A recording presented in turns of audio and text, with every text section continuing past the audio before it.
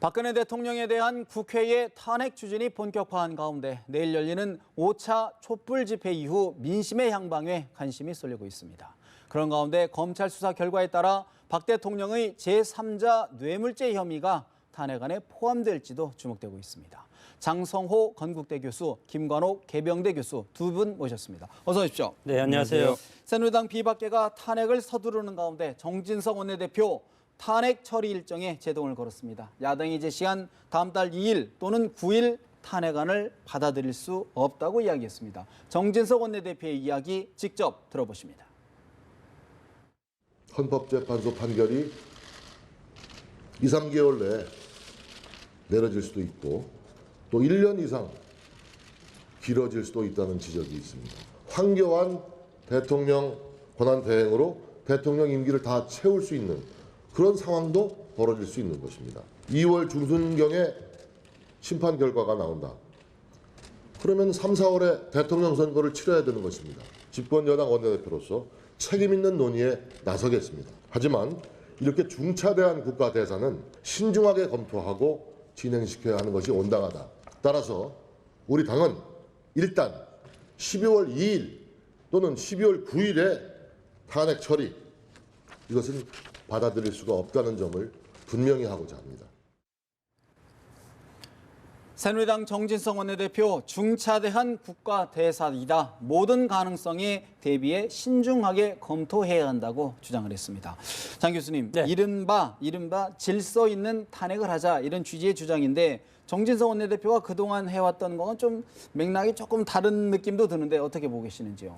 탄핵에 대해서는 대통령도 법적인 절차에 따라서 하라는 거 아닙니까? 그래서 집권여당에서 이것을 탄핵을 안 하겠다는 것은 아니고 집권당 원내대표로서 세 가지 차원에서 지금 발언을 한 것 같은데 첫 번째는 주도권을 잡겠다는 겁니다. 네. 일단은 탄핵 정국으로 지금 이제 들어가는 모양새가 갖추어지니까 여기에서 여당 제1당 아닙니까? 현재까지는 제1당의 원내대표로서 전국의 주도권을 잡지 않으면 앞으로 야당한테 끌려갈 가능성이 있다. 네. 그래서 공격이 최선의 방어다. 방어라는 그런 측면에서 얘기할 수 있는 것 같고, 두 번째는 집권당으로서 책임을 다하겠다는 것은 12월 2일, 9일을 하면 예산안이 묻힐 가능성이 상당히 큽니다. 그래서 아무리 지금 난파선의 새누리당이지만 집권당으로서 국민들한테 여러 가지 민생과 관련된 예산은 챙겨주고 그다음에 대통령에 대한 탄핵 절차를 거치는 것이 옳다.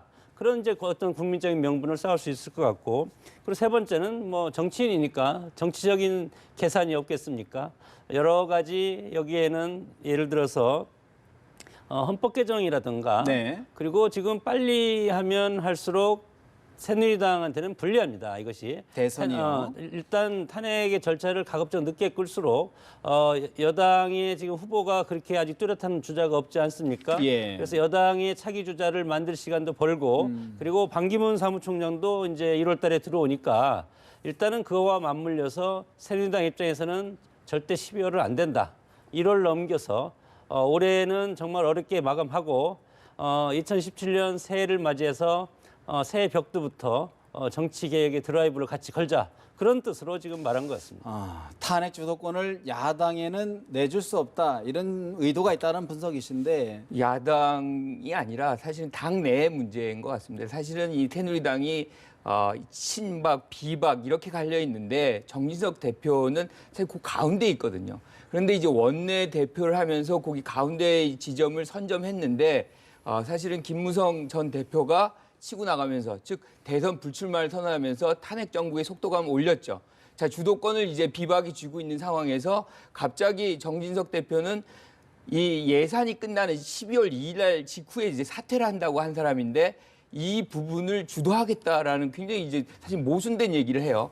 이것은 이제 향후 이제 탄핵 정국에서의 어떤 주도권 다툼과 더불어서 그 이후에 곧바로 이어지는 대선 전국 또는 개헌 전국, 이 상황에서도 정진석 대표가 어느 정도 비박계와 더불어서 다른 세력으로서의 어떤 주도권을 하겠다, 쥐고 가야 되겠다는 어떤 의지를 보인 것인데, 문제는 상황이 이렇게 만만치 않다는 거죠. 지금 곧바로 이 의총에서 나온 얘기가 결국에는 맞지 않다. 많은 비박계들이 그런 권한이 없다. 박수를 못 받았다는 그래서 거 박수를 못 받고 예. 사실상 나오고 나서는 의총이 끝난 이후로는 뭐 결국에는 의총에 많은 사람들이 어떤 의견을 따르겠다라고 또 얘기를 해요. 그만큼 사실은 지금의 어떤 이 탄핵 정국은 누구 한 사람의 어떤 통제, 이 누군가가 뭔가를 제어할 수 있는 그런 상황이 아니라는 것이죠. 그래서 정진석 대표의 어떤 계산이 분명히 있겠지만 네. 사실상 이것은 이미 작동된, 즉 김무성 전 대표의 어떤 선언으로서 어떻게 보면 이게 촉발이 된 거고 계속 굴러가는 과정이고 이게 야삼당과 연결이 지금 되고 있기 때문에 사실상 정진석 대표의 어떤 주장이 뭔가를 브레이크를 걸거나 이걸 지연시킬 수 있는 그런 동력을 힘은 안 된다. 갖지 못한다라고 탄핵 보는 거죠. 시계는 계속 돌아가고 있다. 그런데 일각에서는요, 이 부분이 예를 들어 개헌 빅딜에 대한 압박 아니냐, 탄핵은 주고 개헌은 받고 어떻게 보십니까? 그렇죠. 그 맥락이 있다고 봅니다. 결국엔 그렇지만 순서가 탄핵부터 가야 되는 거거든요. 그런데 여기서 이제 지금 탄핵과 개헌을 동시에 지금 얘기하는 사람들이 있어요. 근데 여기 국민적인 어떤 이 시선은 탄핵에 우선순위를 두고 있거든요. 그래서 이 개헌을 이슈를 같이 묶어서 나가는 부분에 대해서 상당한 오해가 있습니다. 이게 이제 결국엔 자기의 어떤 대권, 정치적 이해관계 뭐 이런 것들을 묶여 있다라고 보면 순수성이 떨어져서 국민들의 어떤 지지도도 사실은 거기에 대한 지지가 약화될 수 있기 때문에 네. 사실은 그렇게 엮어가는 사람들은 힘을 받기 쉽지 않습니다. 실질적으로 정진석 원내대표의 이런 발언이 힘을 받지 어려운 상황이다. 어떻게 보십니까? 개헌과 관련해서는 어떤 조건이 있습니다. 여당과 야당, 제1야당과 제1여당, 여당이 서로 합의하지 않으면 개헌은 이루어질 수가 없습니다. 특히 유력 주자가 여기에 찬성하지 동조하지 않으면 않으면 개헌을 할 수가 없는데 저는 개헌이 꼭 이번 기회에 됐으면 하는데 문재인 대표 입장에서는 개헌을 하지 않겠다는 뜻 아니겠습니까? 전 대표 입장에서는 그리고 민주당 입장에서도 마찬가지고 개헌에 대한 어떤 강한 이슈적인 파이팅이라든가 이런 걸 지금 하지 않고 있는 이 상황에서 상당히 앞으로 개헌의 전국은 상당히 어렵다.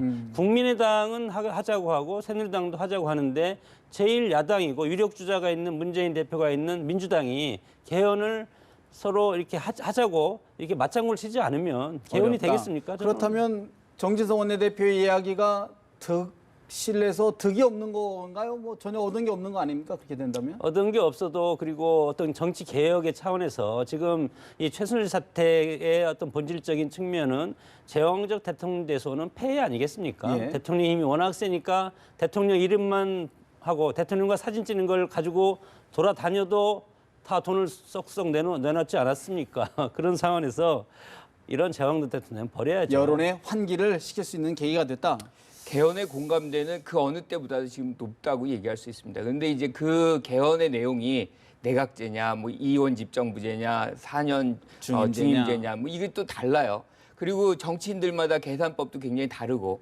근데 이제 이 부분이 이 정국이 지나가면 대선 정국과 이 개헌 정국이 맞물려 있습니다. 그런데 중요한 것은 이 탄핵 정국이 얼마나 오래 가느냐의 문제예요. 시기가 충분하다고 한다면 개헌은 충분히 논의될 수 있습니다. 그렇지만 이제 빨리 이게 움직인다면 그렇죠. 근데 시기가 이제 충분치 않다면 이 부분에서 후보들에게 공약을 받아내야죠. 예컨대 직후에 곧바로 개헌을 논의한다라는 그것을 받아내는 조건이 있을 수 있고요. 만약 충분하다면 사실 개헌에 대한 필요성이 지금 높기 때문에 문재인 대표건 다른 사람들도 사실상 이 부분에서 수용할 수밖에 무제한적으로 없는. 거부하거나 뭐 부정하기 굉장히 어려운 상황은 분명히 지금 있습니다.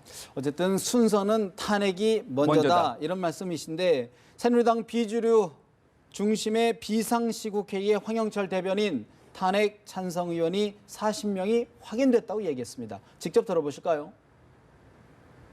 탄핵안에 찬성하겠다는 의원의 숫자가 40명으로 확인이 되었습니다.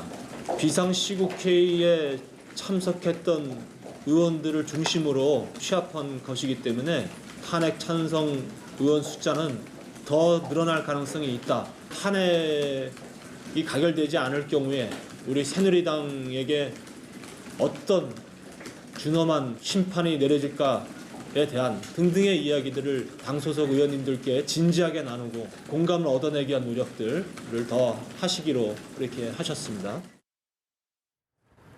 새누리당 황영철 의원, 탄핵 찬성 의원 숫자 더 늘어날 것이다. 공감대를 더 넓혀가겠다 이야기했습니다. 장 교수님, 네.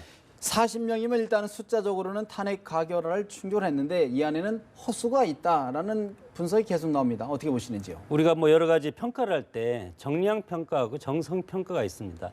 정량 평가라는 것은 단순한 수적인 수치로서 평가를 하는 것을 정성 평가는 구체적으로 사람들의 감성을 통해서 평가를 하는 것인데 탄핵에 지금 계량적으로 보면 뭐 야권이 178석이고 새누리당이 뭐 30석 정도 지금 40석 정도 지금 찬성한다는 거 아닙니까? 그러면 220석 정도에서 훨씬 넘는데 그러나 이것이 네. 지금 새누리당 입장에서 보면은 박근혜 대통령 친박과 반대하는 비박이 찬성하는 거 아닙니까? 네. 그러면 뭐 40명이 찬성해서 들어가서 찍는다고 하더라도 그분들이 들어가서 100% 찬성표를 던질지 안 던질지도 모르고 첫째는 두 번째는 이것이 정치 게임입니다. 지금 야당도 지금 친문 대 비문이 있지 않습니까? 예. 문재인 대표를 좋아하는 쪽 또는 성남시장을 좋아하는 쪽 여러 가지 대권 구도가 관련해서 여기에 정치적인 타격을 문재인 대표한테 타격을 줘야 되겠다 하면은 탄핵이 부결되면 절대적으로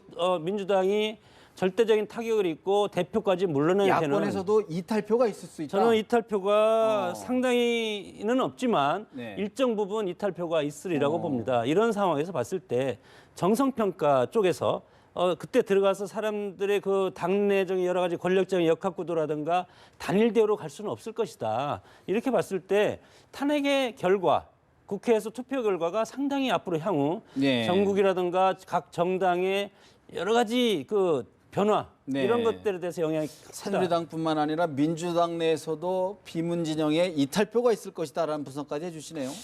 그럴 가능성은 뭐 높지 않다라고 봅니다. 이게 무기명 투표이기 때문에 야3당도 그렇고 비주류도 그렇고 지금 이제 의원 수를 이제 더 확보하는 그런 노력들을 하고 있는데 지금 보면 한 210명 가량 돼 있다는 얘기가 나오는 거죠. 근데 그것도 이제 확인이 안 되고 확인됐어도 불안하고 왜냐하면 무기명 투표니까 이게 불안감이라는 게 항상 최저 상황, 최악의 상황을 이제 전제하고 하는 거 아닙니까? 그래서 많을수록 좋은 부분인데 사실은 지금 우리가 전국을 큰 틀에서 볼 필요가 있다. 이게 사실상 돌아갈 수 있느냐? 예컨대 탄핵이 거부가 돼서 원래대로의 모습으로 돌아갈 수 있느냐라고 한다면 그 돌아갈 수 있는 가능성이 사실 쉽지가 않습니다. 이 국민들은 지금도 오늘도 이제 뭐 내일도 어마어마하게 나올 텐데 탄핵이 만약에 이제 부결이 됐다. 그 후유증이라는 것도 상당히 감당하기 굉장히 어려운 부분도 있는 것이고요.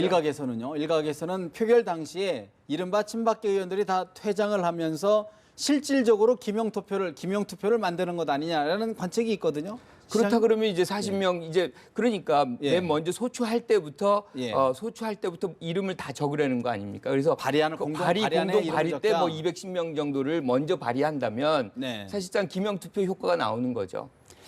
그러니까 이제 그런 식의 방향으로 확인을 하고 들어가지 않으면 항상 불안할 수밖에 없는 그렇죠. 것이기 때문에 근데 이 경우든 저 경우든 간에 이게 이제 민심을 돌리기는 쉽지 않은 상황입니다. 역주행하기는 어렵다.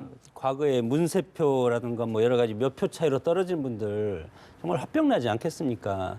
들어갈 때는 부부 관계에도 누굴 찍은지 모르지 않습니까? 그것은 아무도 모르는 것이고 그리고 예를 들어서 친박계는 틀림없이 안 들어갈 겁니다. 투표장에 안 들어가서 과거에 노무현 대통령 탄핵 때처럼 그런 장면이 틀림없이 벌어질 가능성이 상당히 큰데 그러면 들어가신 분들이 뭐 40명이다. 네. 그러면 40명하고 나중에 산술적 계산하면은 40명이 다 찍었다고 보면 야당에서 반란표가 20표 나왔다. 그러면 야당 자체가 또 분열될 가능성이 상당히 큽니다.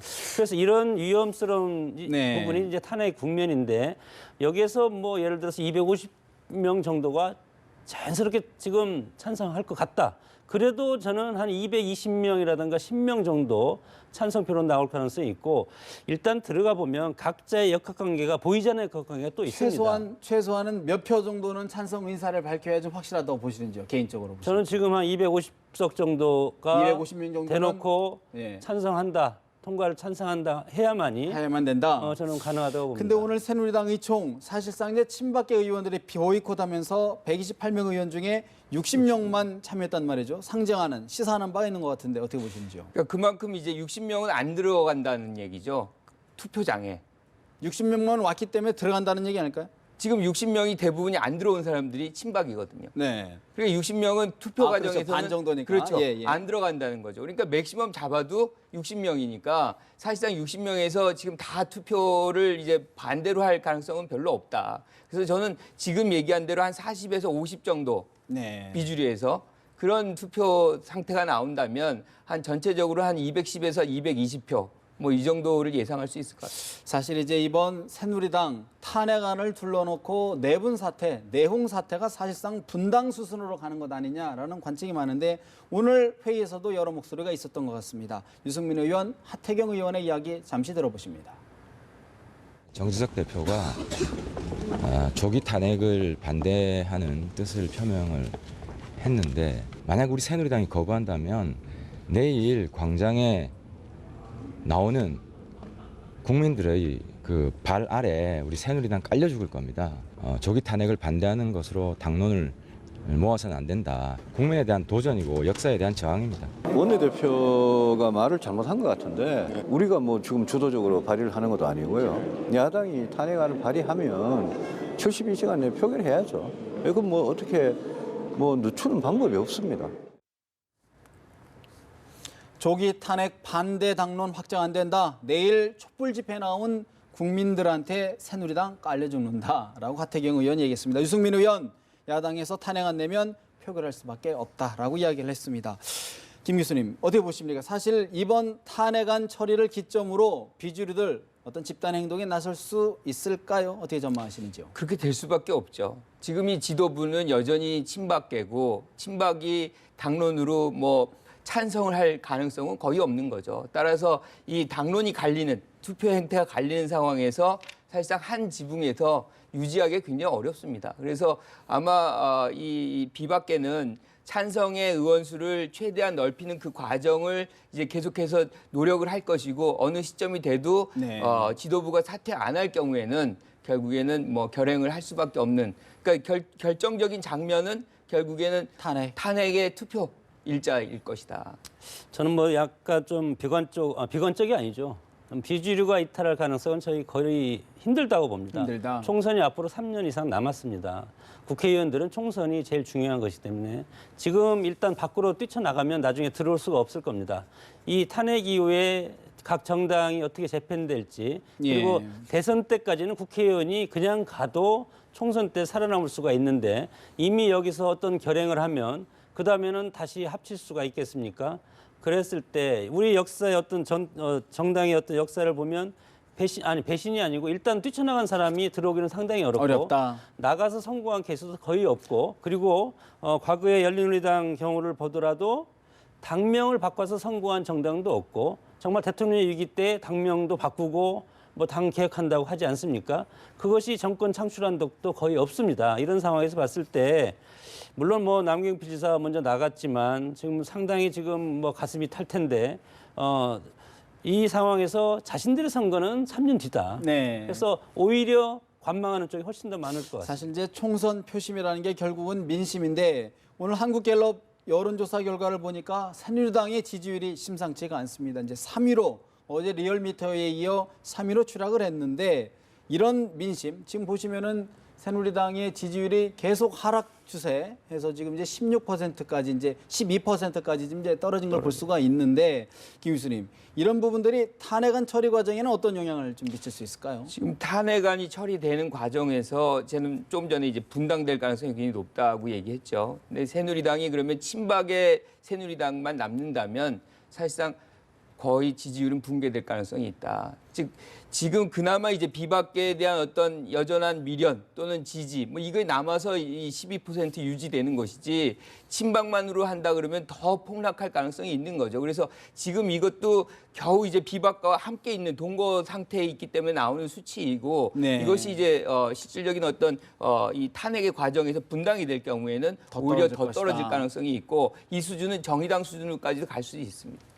그 미국에서 애초에 정당을 만들 때 조지 워싱턴 이후에 이제 연방주의 정당이 조지 워싱턴 정당이고 그리고 공화민주당이라고 따로 하나가 있었는데 조지 워싱턴이 정치를 잘못하니까 나중에 후보를 못 내서 연방주의당이 해체되고 공화민주당이 다시 분화돼서 오늘날 공화당, 민주당이 이렇게 됐거든요. 네. 그 지금 이 정당이 한국의 지금 현재 정당이랑 이렇게 보면은 새누리당 상당히 이제 위험스러운 그런 모습인데 네. 그러나 우리의 어떤 정당의 어떤 구도는 지역 패권주의 정당입니다. 그렇기 때문에 새누리당이 없어지지는 않을 겁니다. 보수 세력은 뭐 다만 네. 지금 유권자나 국민들의 의식이 상당히 중요하다 현재는.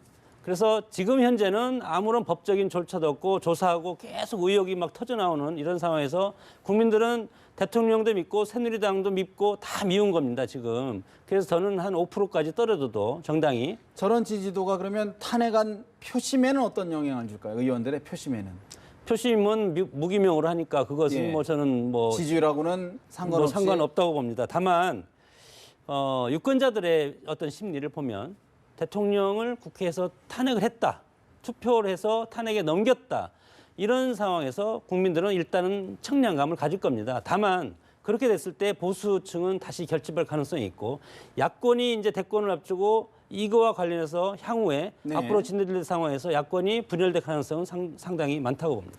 지금 이제 보수층이라 그러는데 기본적으로 지금 최순실 사태가 나타나고 이런 부분은 보수하고는 전형적인 보수하고는 상관없는 얘기거든요. 이게 사사로운 권력의 사유화의 어떤 부분이기 때문에 지금 탄핵 과정에서 이렇게 들어가면 지지율이 실질적으로 이제 그쪽에 머물러 있을 수 있는 가능성은 굉장히 없고 특히나 이제 비박계가 나올 경우에는 뭐 여기에 후보가 또 만만한 뭐 어떤 뭐 가시적인 어떤 후보가 존재하면 또 그 후보의 어떤 대선 과정에서 지지를 바탕으로 해서 지지율이 어느 정도 유지가 되겠지만 네. 사실상 누가 친박계 중심의 정당에서 후보로 나올 지금 이 시국에 네. 그럴 가능성은 매우 없다고 없다, 본다면 적다. 사실상 지지율은 폭락할 가능성이 더 높다. 새누리당의 지지율 바닥권이고 비박계 의원 탄핵에 찬성하는 의원이 40명이라고 얘기했는데 야당은 좀 아직도 불안한가 봅니다. 그렇죠. 여야가 공동 탄핵을 발의해야 된다라는 주장이 나오자 민주당 일각에서는 반대의 목소리가 또 나오는 것 같습니다. 박지원 비대위원장 이야기 들어보십니다.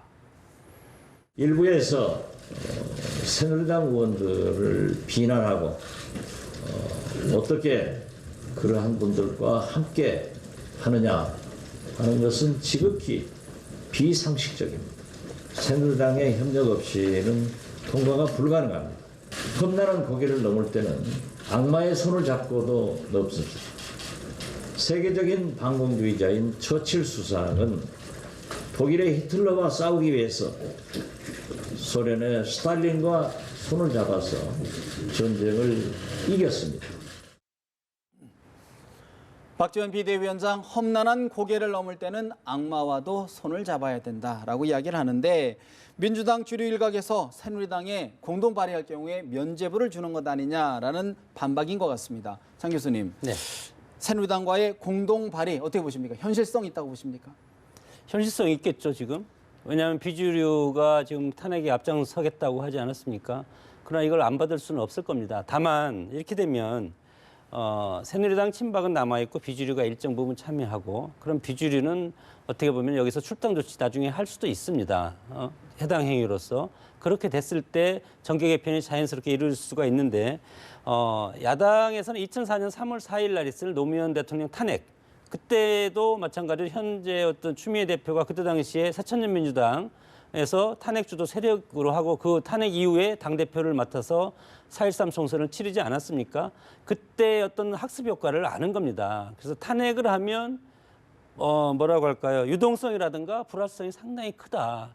국민의 표심이 탄핵을 해서 대통령한테 처벌을 하면 네. 그 마음은 일단은 가라앉고 다른 곳으로 간다는 것이죠. 동정심이 있을 수 있다. 그래서 동정심 여론이 어디로 튈지도 모르고 그것은 이제 우리 그런 뭐 예를 들어서 과거에 그 왕이 통치하는 그런 중앙 집권적인 통치 체제 네. 여기에 우리 정치 문화가 녹아들어서 국민들이 왕이 죽는 이런 모습을 보면은 이제 마음이 아파하는 이제 표심이 있지 않겠습니까? 네. 그런데 여기서 이제 중요한 것은 대통령은 지금 그런 심정입니다. 내가 저가 있으면 장렬히 전사하겠다는 뜻으로 저는 읽고 나를 밟고 가라 이런 뜻으로 저는 읽힙니다. 그런데 야당 입장에서는 지금 계속 불안하기 때문에 뭔가 좀 불안하기 때문에 그나마 좀 여당 의원에서 공동 아까 말씀하셨던 공동 발의를 하자 이런 얘기인데 그런데 이제 민주당 같은 경우는 사실 이런 겁니다.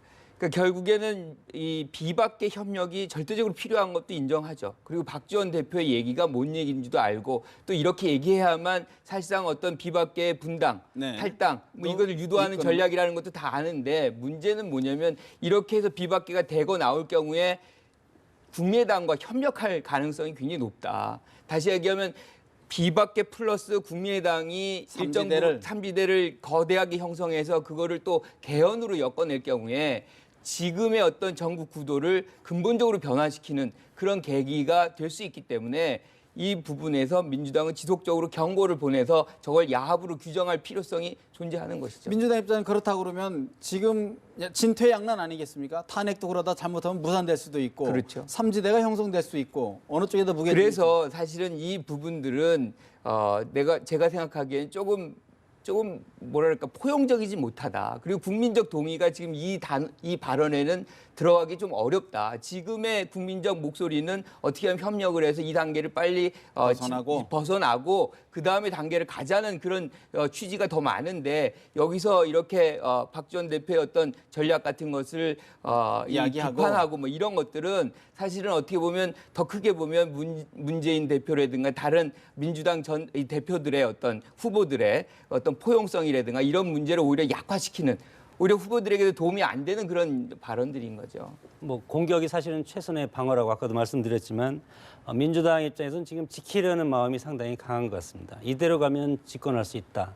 탄핵이 되거나 대통령이 하에서 바로 총선을 치르면 문재인 전 대표라든가 누가 민주당의 지지율이 지금 34%까지 올라가지 않았습니까?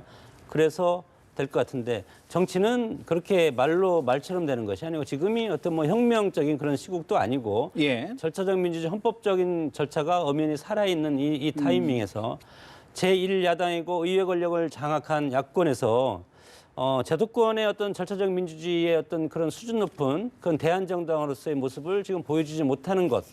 국민들은 이것을 유심히 바라보고 있습니다. 탄핵이 끝나면 국민들의 눈은 야권으로 갈 겁니다. 그동안 탄핵 국면까지 야권이 제시한 대안 세력으로서의 어떤 가치라든가 정책적인 대안 이런 것이 있냐. 그렇게 봤을 때 그런 역풍이 또 다른 제3지대로 또 넘어갈 가능성이 상당히 많다는 겁니다. 사실 이제 야권 입장에서는 탄핵안 가결을 위해서 박 대통령의 이른바 제3자 뇌물죄까지 좀 힘을 실어서 좀 했으면 하는 그런 바람인데 그래서 그런지 검찰의 수사를 독려하는 모습입니다. 박지원 비대위원장 다시 한번 얘기 들어보겠습니다. 지금 현재 박근혜 대통령의 뇌물죄 성립 여부로 검찰에서는 대면 조사를 요구하고 있지만 아마 청와대에서는 계속 거부할 것 같습니다. 법무부 장관 민정수석에 대한 사표도 반려될 것으로 예상을 합니다. 면세점 문제와 롯데그룹의 70억 문제 등이 밝혀지면은 뇌물 관계가 확실하게 성립될 수 있기 때문에 검찰이 충분하게 수사를 해서 이러한 뇌물 관계가 입증될 수 있도록 해달라는 것을 검찰에 다시 한번 요구를 합니다. 박지원 비대위원장, 검찰이 나머지 기간에 뇌물 관계를 충분히 수사하라라고 격려를 했습니다. 김 의원님, 김 교수님. 사실 이제 그동안 박지원 비대위원장 상당히 검찰에 날을 세웠던 분 중에 하나인데 이례적으로 굉장히 동료를 하고 있어요. 결국은 박 대통령의 제3자 뇌물죄 어떻게 전망하실지요? 이것이 들어가야만 안정적으로 헌재에서 탄핵을 할 가능성이 매우 높은 거죠. 그러니까 헌재가 들어왔다 그래서 뭐 아무 기준 없이 탄핵을 결정하는 것이 아니라 거기 기준이 있습니다. 거기에 뇌물이라든가 뭐 국민을 어떤 민심이 이반될 정도라든가 몇 가지 기준이 있는데 뇌물이란 부분이 명기되어 있기 때문에 만약에 검찰이라든가 특검에서 이 뇌물의 부분이 명기가 된다고 할 때에는 탄핵 소추 이후에 이제 헌재 왜냐하면 거기서 9명 중 6명이 동의를 해야 되는데 그런 기준이 있다면 상당한 국민적 압박과 더불어서 법적인 어떤 차원에서도 이미 이제 탄핵의 어떤 요건이 갖춰지는 부분이기 때문에 이 부분을 검찰을 독려하는 필요성이 여기에 있는 것이고 아마 이 부분은 특검의 과정에서도 더더욱 이제 나타날 가능성이 높은 것이죠. 뭐 검찰 입장에서는 최대한 국민 여론을 지금 보면서 촛불 민심을 보면서 최대한 대통령을 압박하면서 수사에 최선을 다하고 있다고 봅니다. 이런 것들을 오래간만에 정치권이라든가 일반 국민들이 우리 검찰이 정말 검찰다운 모습을 보이고 있다. 이런 것은 상당히 이제 긍정적인 모습인데 예. 그러나 그 나름대로 또 한계가 있는 것이 수사의 최고의 어떤 주체인 대통령이 헌법적 질서에 따라서 지금 대면 조사는 하지 않고 지금 특검을 받겠다는 거 아니겠습니까? 예. 그래서 아무리 뭐 이런 제3자 뇌물죄라든가 이런 것이 기소장에 명시를 한다 하더라도 대통령이 이거에 대해서 지금 지난번에 대통령 변호사 이영하 변호사가 이거에 대해서 다 사상두각이다. 검찰이 조사한 것은 아무 의미도 없고 나 부질없는 것이다. 이렇게 지금 했기 때문에 그러면 그것이 바로 대통령이 임명한 변호사고 네. 대통령이 임명한 변호사의 말을 헌법재판관들이 그것도 또 대통령의 의견으로 참고할 가능성이 있지 않겠습니까? 삼재 뇌물죄를 포함하더라도 사실상 의미를 갖지 못할 것이다. 이런 말씀이신데. 네. 근데 그렇지 않죠. 지금 SK나 이번에 최근에 엊그제 계속해서 이제 롯데, 검찰이 롯데, 예, SK, 삼성 이렇게 들어가는 거 그 부분을 밝히려고 하는 것이고 만약에 검찰에서 이 부분이 충실히 밝혀지지 않는다고 한다고 해도 사실은 특검이 가장 주력할 부분이 바로 그 부분이거든요. 특검 수사는 지금 받겠다고 해놓은 부분이기 때문에 어떤 형태로든 거기에서 증명이 될 수밖에 없는 것이고 그것이 실질적으로 헌재로 들어가는데 가장 중요한 요소로 작동을 할 겁니다. 그런데 또 사실 일부에서는 뇌물죄가 혐의에 들어갈 경우에 헌재의 심리 기간이 길어지는 길어질 것 수 아니냐 우려가 있는데 어떻게 보실까요? 헌재에 길어지는 어떤 시간이 문제가 되죠. 그런데 이제 그것이 결국에는 국민들의 민심과 이 헌재의 기간이 부합하느냐? 반비례할 것이다. 즉 국민들은 이 수순을 어느 정도 빨리 우리 예컨대 이제 리차드 닉슨 같은 경우도 이제 뭐 예컨대 하야를 하지 않습니까? 그런데 네. 탄핵의 과정을 갈 수도 있었어요. 그럼에도 불구하고 탄핵의 과정이 지리하면 그 사이에서 국정이 파탄 나는 것에 대한 우려가 본인 스스로 하야를 선택하게 한 것인데 이것이 실질적으로 한 180일, 6개월을 가게 한다. 그 온 책임은 사실상 헌재에게 갈 수가 있는 것인데 헌재가 그것을 부담할 정도의 어떤 강심장이 있는지 사실 쉽지 않은 일이죠. 글쎄 그럼에도 불구하고 우리가 지금 87년 체제 많은 피를 흘려서 그걸 얻어낸 거 아닙니까? 지금 헌법을 바꿀 때는 됐지만 그래서 민주주의는 많은 피를 흘려서 얻어냈고 그리고 그 절차와 과정 동안 인내심을 가지고 시간이 필요한 겁니다. 네. 그래서 우리가 조급하게 해서 뭐 과거의 권위주의 정권처럼 막 처단하고 그런 것보다도 법적인 절차를 따르는 것이 가장 피해하고 혼란을 최소화하는 것이라는 것을 우리 국민들도 다 알았으면 좋겠습니다. 알겠습니다. 사실 오늘 또 한국갤럽 여론조사 보니까 박근혜 대통령이 4%로 연일 또 최저치를 경신을 했는데 김 교수님, 청와대에서 법무부 장관 민정수석의 사표를 지금 사나흘째 수리를 않고 있습니다. 도대체 어떤 속사정이 있는 걸까요? 일종의 대통령의 딜레마 같습니다. 이걸 사표를 수리해버리면 사실상 지금 2명이 공석이 되는데 이 공석을 조기에 대체하는 임명자가 등장하지 않을 경우에 사실상 내각의 동요가 아주 커질 수밖에 없는 것이죠. 왜냐하면 그만큼 이제 지원자라든가 수락하는 사람들이 없다는 얘기가 되는 것이고요. 반대로 이것을 이제 반려할 경우에 네. 반려했는데도 두 장관과 이제 수석이. 민정수석이 그거를 수락하지 않는다. 이건 일종의 영이 쓰지 않는 거죠. 거기다가 이제 그렇게 되면 더 내각이 동요되는 그런 부분인 것이고 이런 부분들이 이제 겹쳐서 예. 사실상 이 탄핵 정국과 이제 같이 맞물려서 지금 작동되는 부분이기 때문에 지금은 현 상황은 둘 중에 하나일 겁니다. 즉 반려를 이제 지금 했는데 2명이 수락을 안 하고 하거나 있거나. 아니면 후임자를 지금 찾는데 굉장히 어려움을 어려움을 겪거나 뭐 둘 중에 하나의 상황이라고 이제 보이는 어떤 거죠. 형태든 대통령한테는 상당한 묵직한 충격파가 부담이죠. 간 것인데 거부 수리를 하는 게 더 나을까요? 아니면 반려하는 게 박 대통령 입장에서는 어느 게 그나마 덜할 걸까요? 어떻게 보십니까? 뭐 어떤 형태로든 순리로 가야 되겠죠. 결국에는 이제 뭐 본인들이 안 하겠다고 얘기하는 것은 그 자리에서 자기들이 할 역할이 없다는 거거든요. 그러니까 이제 예컨대 최재경 이제 민정수석은 들어가서 어떤 일을 수습하는 차원에서 본인의 어떤 역할을 자임했던 생각했는데. 걸로 보이는데 그 수습이 아니라 오히려 대치 장면이 나온다는 것이 상당한 부담과 자괴감, 무기력감으로 이제 나타났기 때문에 이제 더 못했을 개연성이 굉장히 크거든요. 하기 때문에 순리대로 하고 또 이제 적절한 사람들을 찾든가 해야 되겠죠. 일각에서는 김연웅 법무부 장관이 오히려 더 강하게 버티고 있다라는 이야기도 있는데 우리 장 교수님 어떻게 해석하시는지? 뭐 이것이 노이즈 마케팅일 수도 있고 우리가 이렇게 얘기하는 것도 지금 반려를 안 하고 있기 때문에 여러 가지 다양한 포석의 어떤 가능성을 얘기하는 관측? 거 아닙니까? 이런 것들도 다 정치의 어떤 한 방식이라고 봅니다. 그래서 이 샌드위치죠 지금 낀 장관, 김원웅 장관, 낀 수석, 최재경 수석 양쪽이 껴 있습니다 사실. 그래서 예를 들어서 검찰 기소에 대한 어떤 책임감으로 사퇴를 선언했고 이영하 변호사 임명 후 검찰 조사가 사상 누각이다. 뭐 이렇게 해서 거기에 대한 책임감 또 검찰 압박, 검찰총장을 압박하는 효과도 상당히 지금 있는 것 같고 이런 상황에서 대통령은 뭐 당연히 반려를 할 겁니다. 하는데 시간을 이렇게 뜸을 들이는 것도 여러 가지 다양한 노이즈 마케팅을 노리는 정치적 효과를 노리는 것이 아닌가 이렇게 봅니다. 좀 다른 얘기를 좀 하나 해봐야 될 것 같은데 요즘 추미애 대표의 독설 시리즈가 여론의 도마에 오르고 있습니다. 뭐 계엄령, 부역자 정당이다, 대통령이 미용에 2천억을 썼다 등등 있는데 추미애 대표 이야기를 잠시 들어보시겠습니다. 박근혜 대통령의 제3자 뇌물수수의 전모가 드러나 더 이상 퇴진은 피할 수 없는 상태가 됐습니다. 청와대에 숨어서 하루하루 버틸수록 국민 분노만 더 커질 겁니다.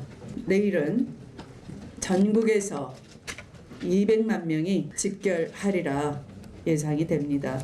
헌법재판소에 가서 길게 논쟁하지 말고 대통령 스스로 퇴진하는 것이 마지막 나라를 구할 수 있는 길이다. 추미애 새누리당 민주당 대표 청와대에 숨어서 박 대통령 하루하루 버틸수록 국민 분노만 커질 것이다 이야기했는데 장 교수님 오늘은 뭐 특별히 수위가 높았던 발언은 없어 보이는데 일련의 발언을 놓고 과연 이게 정당한 것이냐 좀 논란이 있어요. 어떻게 평가하십니까? 당의 대표면 그 당을 대표하고 한마디 한마디가 유권자들, 국민들 뇌리 속에 들어가는 것이 엄청나게 큰 파급 효과가 있고 지금의 작금의 상황에서 새누리당과 청와대 대통령이 힘을 못 쓰는 지금 뭐 정신을 못 차리고 있지 않습니까? 이 상황에서 대한정당과 대한세력으로 될 민주당 대표로서 정말 절제된 말을 해야 됩니다. 그래서 이렇게 다양한 어떤 국민들의 감성적인 것을 이성적으로 제도권에서 흡수하는 노력을 해야 되는데 87년 민주화 시대처럼 저런 것은 뭐 일종의 어떤 선동적인 그런 발언인데 네. 그런 것은 좀 자제할 필요가 있다고 봅니다. 아까 우리 장 교수님 말씀하신 노이즈 마케팅은 아닌지 모르시는데 그런 것 같지는 않고요. 지금 중요한 거는 사실 지금 말씀하신 대로 국민들 굉장히 불안해요. 분노하고 불안이 같이 있는데 불안해서 사실은 야당 지도자들에게 상당히 마음의 의지를 하고 있어요. 그런데 저런 발언들은 오히려 불안하게 하는 거지 이 탄핵 정국이라는 민감하고 굉장히 이 험난한 이 상황 네. 속에서 국민들을 오히려 불안케 하는 동의를 얻기보다는 불안케 하는 그런 용어이기 때문에 사실은 좀 점잖게 그리고 예. 신중하게 발언들 행보를 해주기를 바라는 것이죠. 그런데요. 또 새누리당 이정현 대표는 최근에 예수를 팔아 넘긴 유다가 되는 거냐 사실 이제 비주류 의원들을 좀 공박을 했거든요. 이런 발언은 어떻게 보시는지요? 비유가 너무 자기중심적인 것이죠. 모두가 동의를 안 하는 것입니다. 거의 대부분의 사람들이 거기에 동의 안 합니다. 그러니까 예컨대 이렇게 해석을 하면 그냥 아주 그냥 낫으로 해석하면 사실 예수가 박 대통령이 되는 것인데 그 부분에 대해서 얼마나 많은 사람들이 동의하겠습니까? 그래서 이런 얘기도 결국엔 자기 고립화를 더 심화시키는 그러니까 결국엔 이제 옹색하게 만드는 그래서 아무도 사실은 더 많은 사람들이 지지를 철회하게 하는 그런 요인으로 작동할 수밖에 없죠. 뭐 같이 죽자는 거죠.